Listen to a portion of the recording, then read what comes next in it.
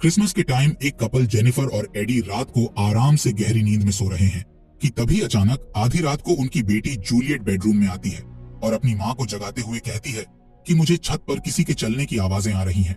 तब जेनिफर उससे कहती है कि शायद कोई जानवर आ गया होगा। इतना कहकर वो जूलियट को उसके रूम में सुलाने के लिए ले जाती है।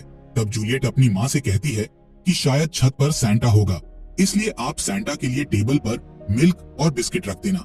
जिस पर जेनिफर हाँ बोलती है और सैंटा के लिए मिल्क और बिस्किट रखकर अपने बेडरूम में जाने लगती है। जिस दौरान वो नोटिस करती है कि घर का मेन डोर खुला हुआ है। उसे लगता है कि शायद एडी ने दरवाजा खुला छोड़ दिया होगा। अब वो दरवाजा बंद करके बेडरूम में आती है और एडी को बताती है कि जूलियट ने सैंटा के लिए मिल्क और बिस्किट रखवाया है, इसलिए मॉर्निंग में सैंटा बनकर उन्हें खा लेना ताकि जूलियट का दिल ना टूटे। इसके बाद जेनिफर और एडी सो जाते हैं, लेकिन जूलियट अभी भी जाग रही थी। तभी उसे घर के अंदर किसी के होने का एहसास होता है, इसलिए वो चेक करने के लिए नीचे आती है, जहाँ वो एक सैंटा को देखती है। सैंटा को देखकर वो जल्दी से अपने भाई सैम के रूम में जाती है और उसे उठाते हुए कहती है कि हमारे घर में सैंटा आया है, उसे देखने चलते हैं। लेकिन सैम आने से मना कर देता है, इसलिए जूलियट सैंटा को देखने के लिए अकेली ही नीचे आ जाती है। यहाँ जूलियट सैंटा की अजीब हरकतें देखती है, जिससे उसे बहुत डर लगता है, इसलिए वो एक दरवाजे के पीछे छुपकर सैंटा को देखने लगती है। तभी सैंटा अपने बैग से एक कुल्हाड़ी निकालता है। यहाँ हम देखते हैं कि सैंटा के हाथों पर खून लगा हुआ है, यानी कि ये सैंटा जूलियट के पिता नहीं बल्कि साइको किलर जॉकर है, जिसे सब आर्ट द क्लाउन नाम से जानते हैं। असल में ये जॉकर कोई इंसान नहीं बल्कि हेल से आया हुआ एक डीमन है और इसे मारना बहुत ही मुश्किल है। अब आर्ट सैम के रूम में जाता है और उस पर कुल्हाड़ी से हमला करके उसकी बॉडी के कई टुकड़े करके उसे बेरहमी से मार देता है। अपने भाई के रूम से आ रही आवाज सुनकर जूलियट बुरी तरह डर चुकी थी, इसलिए वो जल्दी से छुप जाती है। इसके बाद आर्ट जेनिफर के रूम में जाता है, जहां वो एडी के चेहरे पर कुल्हाड़ी से हमला कर देता है और उसे बुरी तरह मार देता है। तभी जेनिफर की नींद खुल जाती है और वो अपने हाथ पर लगे एडी के ब्लड को देखकर बुरी तरह डर जाती है। जब उसे पता चलता है कि एडी को मार दिया है तो उसकी हालत बुरी हो जाती है और वो चिल्लाने लगती है, जिससे आर्ट को बहुत मजा आने लगता है और वो एडी की बॉडी के टुकड़े करने लगता है। ये देख जेनिफर वहां से भागकर अपने बच्चों के रूम में आती है, जहां वो सैम की लाश देखकर रोने लगती है। अब जेनिफर घर से भागने लगती है कि तभी आर्ट उस पर कुल्हाड़ी फेंककर उसे घायल कर देता है और उसे जान से मार देता है। जिसके बाद आर्ट किचन में रखे मिल्क से बिस्किट खाने लगता है। बिस्किट खाने के बाद वो प्लेट को साफ करता है। इस दौरान उसे अलमारी से आवाज आती है। जब वो अलमारी चेक करता है तो उसे उसमें जूलियट दिखाई देती है, जिसे देखकर आर्ट जान से मार डालता है। अब हमें 5 साल पहले का सीन दिखाया जाता है। इस समय में आर्ट ने काफी ज्यादा मर्डर किए थे। इन्हीं में से जब एक मर्डर के सिलसिले में एक पुलिस ऑफिसर मर्डर सीन पर गया, तब उसे आर्ट की सिर कटी हुई बॉडी दिखाई दी। वो कुछ सोच पाता कि तभी आर्ट की बॉडी खड़ी हो जाती है और वो ऑफिसर को पकड़ लेती है। ऑफिसर उस पर गन से शूट करता है, लेकिन आर्ट को गोलियों से कुछ नहीं हो रहा था। देखते ही देखते वो पुलिस ऑफिसर को जान से मार देता है। इसके बाद हम आर्ट को एक ट्रेन में देखते हैं, जहां एक लेडी अकेली बैठी हुई थी। यहाँ हम देखते हैं कि आर्ट उस पुलिस ऑफिसर का सिर उठा लाया है और उसे अपने सिर की जगह पर लगाकर सामने बैठी हुई लेडी को डरा रहा है। दूसरी ओर हम एक मेंटल हॉस्पिटल को देखते हैं, जहां गार्ड को एक रूम से नर्स के चिल्लाने की आवाज आती है। जब वो चेक करने के लिए वहां जाता है, तब वो विक्टोरिया नाम की पेशेंट को देखकर घबरा जाता है। दरअसल विक्टोरिया प्रेग्नेंट थी और उसने बच्चे की जगह एक सिर को पैदा किया था, और ये सिर किसी आम इंसान की तरह नहीं बल्कि आर्ट के सिर की तरह दिखाई दे रहा था। यहाँ विक्टोरिया उस नर्स को मारकर उसे खा रही थी। दरअसल आर्ट ने एक बार विक्टोरिया को काट लिया था, तब से ही विक्टोरिया पागल हो गई और आर्ट के कारण वो इन्फेक्टेड हो चुकी थी। साथ ही विक्टोरिया का फेस भी अब डीमन की तरह हो गया था। देखते ही देखते अब विक्टोरिया अपनी ही बॉडी पार्ट को खाने लगती है।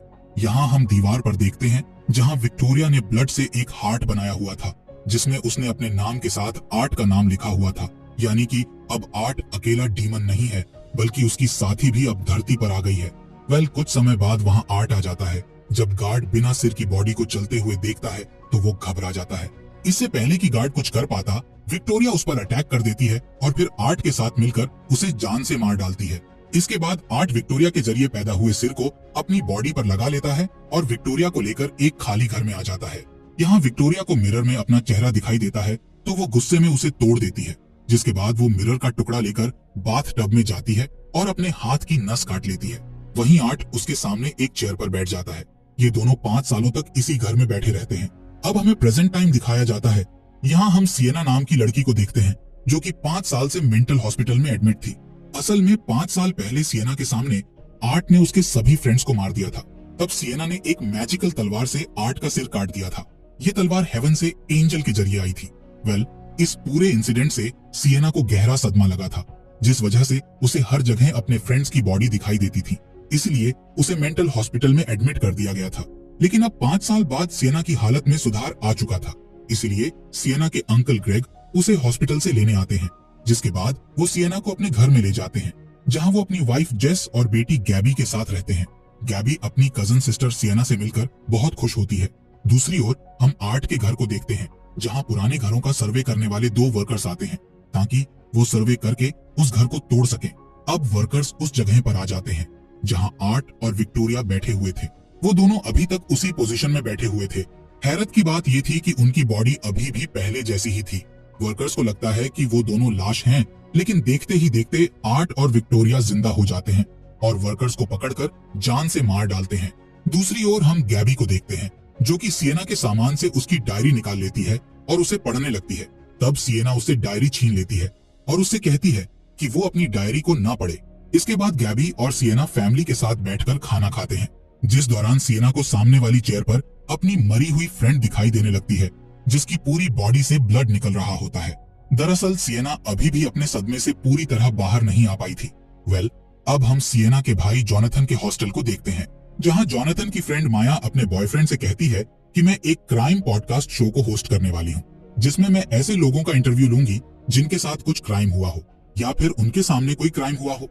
तभी मिया की नजर जॉनथन पर जाती है, इसलिए वो जल्दी से उसके पास जाकर उससे सिएना के बारे में पूछती है, क्योंकि वो जानती थी कि सिएना ने आर्ट का सिर काटा था और अगर वो सिएना का इंटरव्यू लेगी तो उसे काफी ज्यादा व्यू मिलेंगे। यहाँ हमें पता चलता है कि मिया आर्ट की बहुत बड़ी फैन है, क्योंकि उसे आर्ट के किए हुए मर्डर केस बहुत अच्छे लगते हैं। मिया जॉनथन से कहती है कि मैं सिएना से मिलकर उससे आर्ट के बारे में जानना चाहती हूँ। इसी बीच जॉनथन के पास सिएना का फोन आता है, जिसमें वो जॉनथन को घर आकर उससे मिलने का कहती है। दूसरी तरफ हम आर्ट को देखते हैं, जो लोगों को टॉर्चर करने का तरीका देख रहा होता है, जिसके लिए वो एक चूहे पर एक्सपेरिमेंट करता है। इस एक्सपेरिमेंट में वो एक चूहे को गैस से जमा देता है और फिर उसे टेबल पर पटक पटक कर तोड़ देता है। इसके बाद आर्ट एक बार में जाता है, जहां वो सैंटा बने हुए आदमी को देखता है।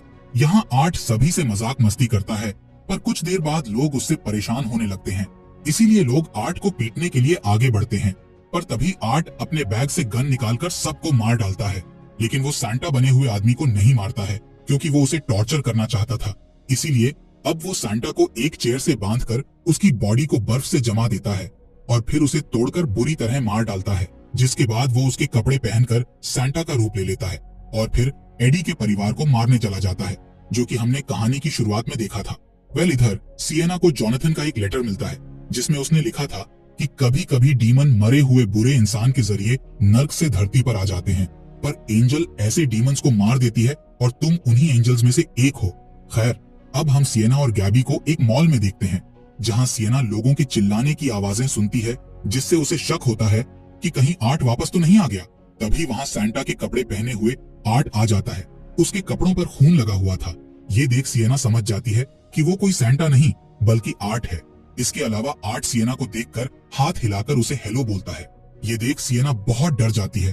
तभी वहां गैबी आ जाती है, इसलिए सिएना का ध्यान आर्ट से हट जाता है और जब सिएना पलट कर देखती है तब तक आर्ट गायब हो चुका होता है। इसके बाद सिएना जॉनथन से मिलती है और उसे मॉल वाले इंसिडेंट के बारे में बताती है, जिस पर जॉनथन उससे कहता है कि तुमने तो उसे मार दिया था और ये तुम्हारा वहम है, इसलिए तुम आर्ट के बारे में ज्यादा मत सोचो। तब सिएना जॉनथन को वही लेटर दिखाती है जिसमें जॉनथन ने डीमन के बारे में बताया था। सिएना उससे कहती है कि आर्ट एक छोटी लड़की की मदद से नर्क से यहाँ आया था, पर इस बार वो विक्टोरिया नाम की पेशेंट की मदद से नर्क से बाहर आया है, क्योंकि विक्टोरिया उसी की तरह हरकत करती थी और वो अब हॉस्पिटल से गायब है। जिस पर जॉनथन डरते हुए सिएना से कहता है कि हमें ये जगह छोड़कर भाग जाना चाहिए। साथ ही वो अंकल ग्रेग को सारी बात बताने का कहता है, लेकिन सिएना उन्हें बताने से मना कर देती है, क्योंकि कोई भी सिएना की इस बात पर भरोसा नहीं करने वाला था। अब सिएना जॉनथन से वही मैजिकल तलवार ढूंढने का कहती है जिससे उसने आर्ट का सिर काटा था।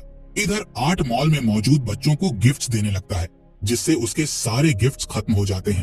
तभी उन बच्चों की माँ सैंटा की अजीब हरकतों को नोटिस करती है। साथ ही उन्हें उसके कपड़ों पर ब्लड भी दिखता है। अब धीरे धीरे सभी लोग समझ जाते हैं कि सैंटा के रूप में कोई और है, इसलिए गार्ड वहां आकर आर्ट को भगा देता है।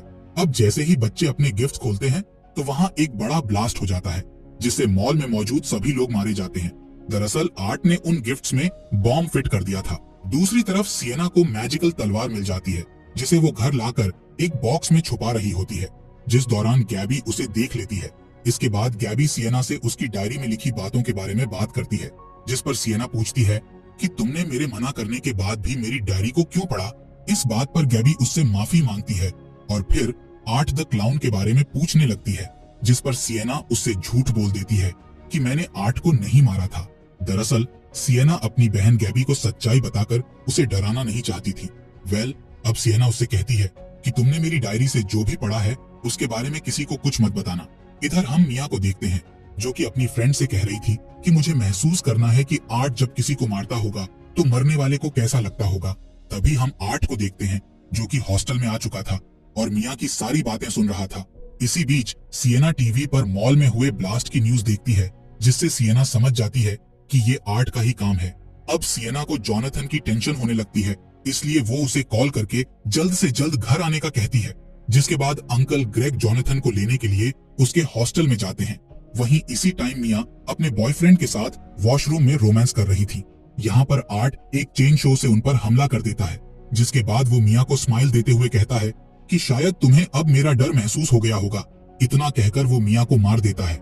इसके बाद वो मिया के बॉयफ्रेंड की बॉडी के 2 टुकड़े करके उसे भी जान से मार देता है। इधर सिएना को रात में अपने अंकल और आंटी के बात करने की आवाजें आती हैं, इसलिए वो चेक करने के लिए बाहर जाती है, जहां वो देखती है कि विक्टोरिया घर में घुस आई है और वो ही अंकल आंटी की आवाज निकाल रही थी। साथ ही वो देखती है कि आर्ट ने उसके अंकल ग्रेग को मारकर दीवार पर लटका दिया है। सिएना कुछ सोच समझ पाती है कि तभी आर्ट उस पर हमला करने लगता है। ये देख सिएना उससे बचते हुए किसी भी तरह तलवार तक पहुंचने की कोशिश करती है, पर आर्ट एक हैमर से हमला करके उसे बेहोश कर देता है। जब सिएना को होश आता है तब वो चेयर से बंधी होती है और आर्ट ने उसके सामने उसकी आंटी जेस को भी एक चेयर पर बांध कर रखा होता है। इसके बाद विक्टोरिया जेस के मुंह से टेप हटाती है। तब जेस रोते हुए उनसे अपनी बेटी गैबी के बारे में पूछती है। तब आर्ट उनके सामने वाली टेबल पर रखे एक पिंजरे के ऊपर से पेपर हटाता है। दरअसल इस पिंजरे में एक कटा हुआ सिर था, जिसे चूहों ने खा खाकर उसका बुरा हाल कर दिया था, इसलिए उस सिर की पहचान कर पाना बहुत मुश्किल था। यहाँ जेस रोने लगती है और बार बार यही कहती है कि ये मेरी बेटी का सिर नहीं हो सकता। अब विक्टोरिया और आर्ट जेस के मुंह में एक पाइप डाल देते हैं और फिर उस पाइप के जरिए एक चूहे को मुंह में डालते हैं, जिससे वो चूहा जेस के गले को फाड़ते हुए बाहर आ जाता है और जेस की मौत हो जाती है।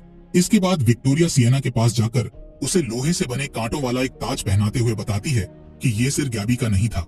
इतना कहकर वो गैबी को सिएना के सामने लाते हैं। तभी आर्ट उस टेबल पर रखे सिर को जॉनथन का चश्मा पहनाता है, जिससे सिएना समझ जाती है कि ये सिर उसके भाई का है। ये जानकर सिएना चिल्लाते हुए रोने लगती है और गॉड को आवाज लगाने लगती है, जिस पर विक्टोरिया उसका गला दबाते हुए कहती है कि यहाँ कोई गॉड नहीं है। अब विक्टोरिया अपनी पावर से सिएना को अपने वश में करने लगती है, लेकिन सिएना का गॉड पर से विश्वास नहीं टूटा था, इसलिए वो उसके वश में नहीं होती है।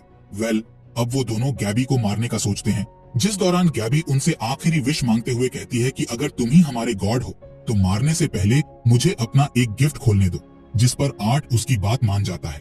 जिसके बाद गैबी विक्टोरिया को एक बॉक्स की तरफ इशारा करते हुए उसे उठाने का कहती है और उस बॉक्स को सिएना के हाथों से खुलवाने का कहती है। दरअसल इस बॉक्स में मैजिकल तलवार रखी हुई थी, इसलिए गैबी अपने इस आइडिया से उस तलवार को सिएना तक पहुंचाना चाहती थी, पर विक्टोरिया बहुत शातिर थी।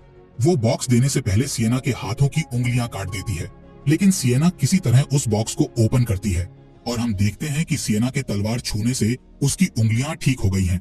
इसके बाद सिएना उस तलवार को उठाकर सीधे आर्ट के गले पर वार करती है और फिर वो विक्टोरिया के सीने पर वार करके उसका सिर काट देती है, जिससे विक्टोरिया की मौत हो जाती है। तभी आर्ट चेन शो से सिएना पर हमला करता है, पर सिएना उसके वार से बचते हुए उसका सामना करती है और फिर उसके पेट में तलवार घुसाकर उसे दीवार से लटका देती है। इसी बीच विक्टोरिया का ब्लड एसिड में बदल जाता है, जिससे वहां नर्क का रास्ता खुल जाता है और गैबी उसमें गिरने लगती है। इसलिए सिएना उसे बचाने जाती है और उससे तलवार को पकड़कर ऊपर आने का कहती है, पर वो गैबी को ऊपर खींच पाती। इससे पहले ही गैबी तलवार के साथ नर्क में गिर जाती है। अपने पूरे परिवार को खोने के बाद सिएना पूरी तरह टूट चुकी थी। इसी बीच सिएना देखती है कि आर्ट वहां से भाग गया है। खैर, यहाँ सिएना डिसाइड करती है कि वो नर्क में जाकर उसकी बहन और उस तलवार को बाहर निकाल कर लाएगी।